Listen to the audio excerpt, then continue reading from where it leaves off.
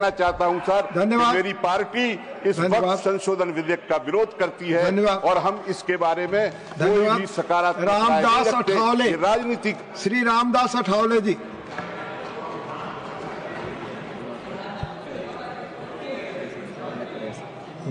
Deputy chairman sir,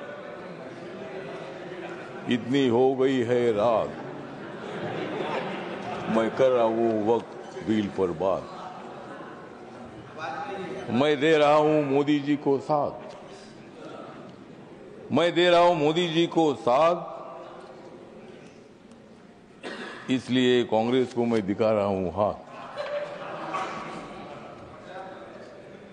Modi ji तो मुसलमानों की बात करते हैं, मोदी जी तो मुसलमानों की बात करते हैं, लेकिन कांग्रेस वाले मुसलमानों का आघात करते हैं। मोदी जी तो गरीबों की बात करते हैं और हमेशा नरेंद्र मोदी जी ने मुसलमानों की, माइनॉरिटी की, दलितों की, गरीबों की बात की है।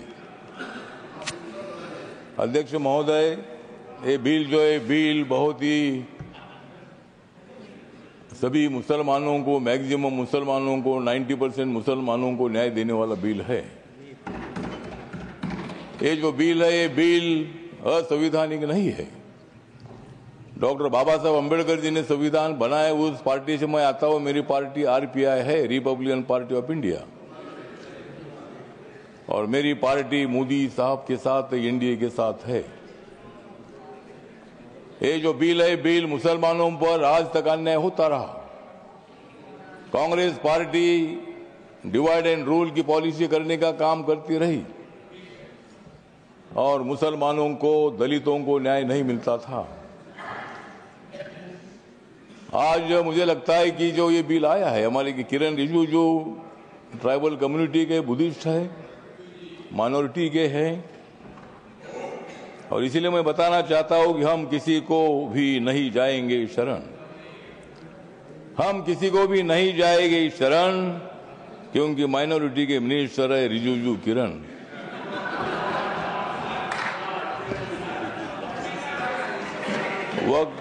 वक्फ बिल का हम करते हैं स्मरण, वक्फ बिल का हम करते हैं स्मरण, लेकिन अपोजिशन को हम करा देंगे हरण।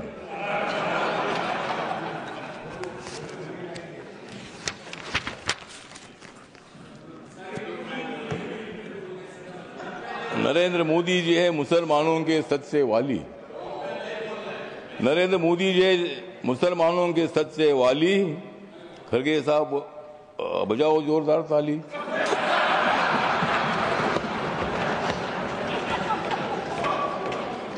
मत दे दो रोज मोदी साहब को गाली, मत दे दो रोज मोदी साहब को गाली, नहीं तो कुर्सी करो खाली।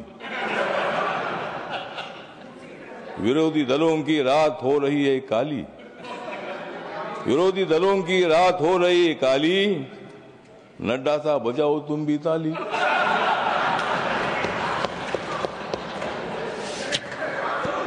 तो ये जो बिल है, ये बिल बहुत ही परिवर्तनवादी बिल है।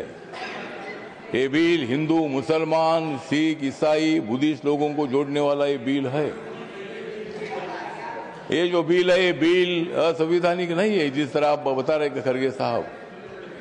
संविधान बाबा साहब ने लिखा है, आप भी बाबा साहब के अनुयायी है, मैं भी अनुयायी हूं। और आप जिस कांग्रेस पार्टी में, खरगे साहब, जब कर्नाटक में आपको मुख्यमंत्री बनाने का मौका आया था तब उन्होंने नहीं बनाया आपको, और मुझे भी मंत्री बनाने का मौका आया था, अपने मंत्री नहीं बनाया, मैं इसलिए इधर आया। मैं